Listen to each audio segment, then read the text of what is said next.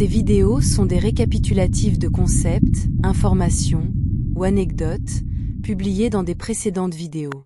Le temps, les chronologies, les vaisseaux spatiaux et votre esprit, partie 2. Comme je l'ai expliqué ci-dessus, vous êtes une série de valeurs énergétiques précises qui se rapportent les unes aux autres de manière mathématiquement précise et séquentielle. Votre situation actuelle dans la vie, et vos pensées, quelque chose qui vous définit est un ensemble de valeurs qui détermineront où et dans quelle direction vous irez ensuite, et cela peut être calculé et prédit avec une précision mathématique. Chaque pensée que vous avez est de l'énergie et elle a une valeur numérique spécifique.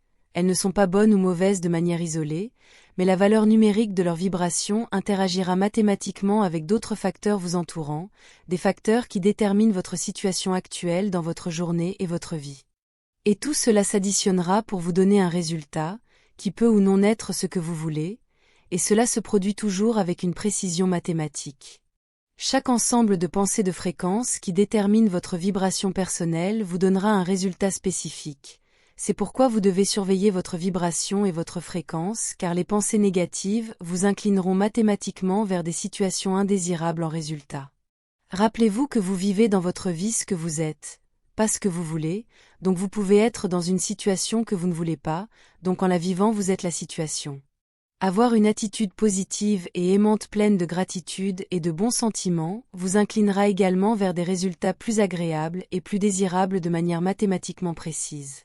Soyez ce que vous voulez, et rappelez-vous qu'il est tout à fait normal de se sentir parfois déprimé, et cela ne signifie pas que vous êtes compatible avec des événements négatifs, même si vous le voulez ou non, se sentir ainsi est en soi un résultat indésirable, et le maintenir trop longtemps ne peut que vous placer dans une ligne de temps et dans une direction que vous ne voulez pas. Sur Terre, comme partout ailleurs, les lignes de temps sont partagées par les personnes qui ont des accords de perception similaires, et sont formées et guidées par la perception des êtres qui l'expérimentent, de manière collective et personnelle.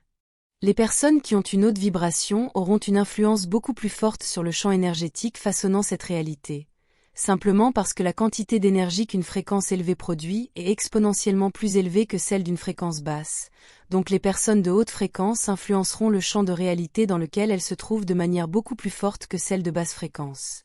La manière dont une réalité et sa ligne de temps sont formées, ce n'est pas une démocratie, c'est une dynamique énergétique mathématique, et donc les personnes les plus fortes sont celles qui influenceront leur réalité de manière beaucoup plus forte et en proportion directe de leur fréquence et de leur constance.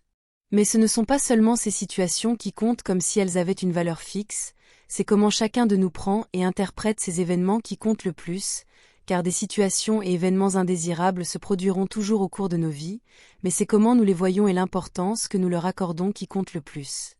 Avoir des pensées de frustration, de colère et de ressentiment fortes et constantes ne donne que des valeurs mathématiques qui produiront un résultat qui fera tourner votre journée et votre vie dans une direction négative. Lorsque vous accordez trop de valeur à quelque chose de dérangeant, cela grandit et devient un problème plus important, mais si votre attention est fortement centrée ailleurs, alors cette chose dérangeante perd de sa valeur, devient insignifiante et peut complètement disparaître de votre réalité. Votre conscience, vos connaissances, votre esprit et vos pensées sont ce qui donnera des valeurs mathématiques à la formule qui produira un résultat. Vous décidez de ce que sera ce résultat.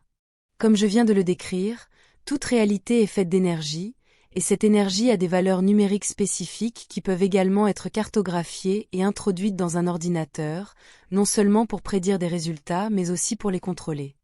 De la même manière, votre esprit forme et façonne mathématiquement votre réalité. Un vaisseau spatial peut également utiliser ce même principe pour naviguer dans l'espace et le temps.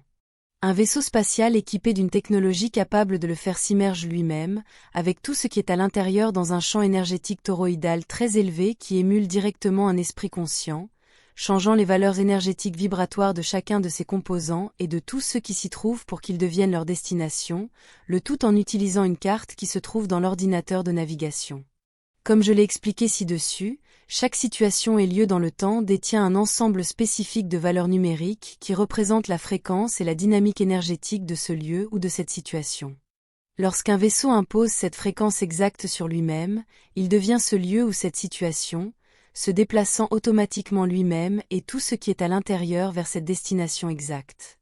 Comme il s'agit d'une carte numérique d'énergie, il en va de même pour un vaisseau spatial de se déplacer dans le temps ou de passer d'un endroit ou d'une location à une autre.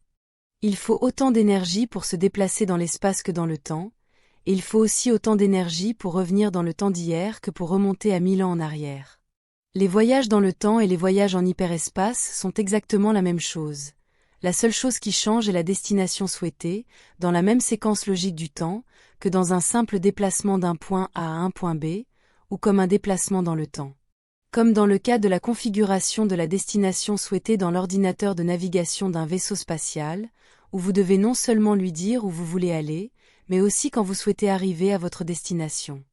Lorsque vous configurez votre ordinateur de navigation au point A, votre ordinateur vous demandera où vous voulez aller et quand vous souhaitez arriver au point B. Techniquement parlant, les voyages dans le temps pour les civilisations interstellaires avancées ne sont pas du tout difficiles, c'est simplement une partie de la navigation en hyperespace. L'hyperespace et les voyages dans le temps sont essentiellement les mêmes choses, c'est aussi pourquoi il peut falloir quelques minutes pour parcourir 422 années-lumière. Cela peut être interprété comme allant beaucoup plus vite que la lumière, ou cela peut être interprété comme le vaisseau mettant plusieurs centaines d'années pour parcourir cette distance, puis revenant dans le temps de sorte que dans la perception de son équipage, seules quelques minutes ou heures se sont écoulées. Les deux interprétations sont valides de ce qui se passe en voyageant en hyperespace, et c'est aussi voyager en dehors de tout temps et espace, naviguant donc dans l'éther.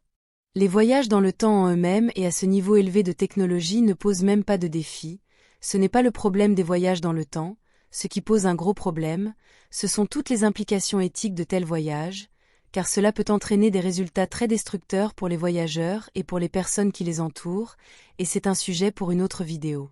De la même manière, un vaisseau peut voyager d'une ligne temporelle à une autre, ou en arrière et en avant dans le temps, tout comme tout être sensible et conscient avec une forte connexion à la source, du moins théoriquement, bien qu'il y ait des cas confirmés de personnes ayant réussi à réaliser exactement cela en n'utilisant rien de plus que leur propre esprit.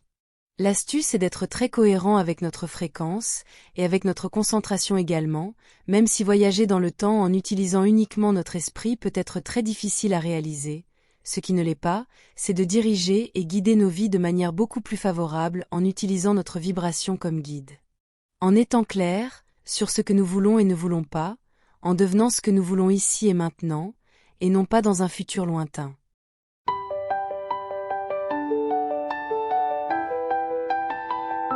Sur les ailes du temps, elle voyage. Marie, l'étoile, brille sans ombrage.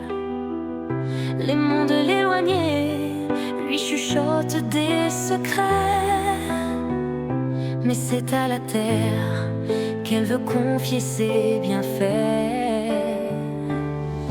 Marie, ton amour est comme un rayon qui réchauffe la terre avec passion.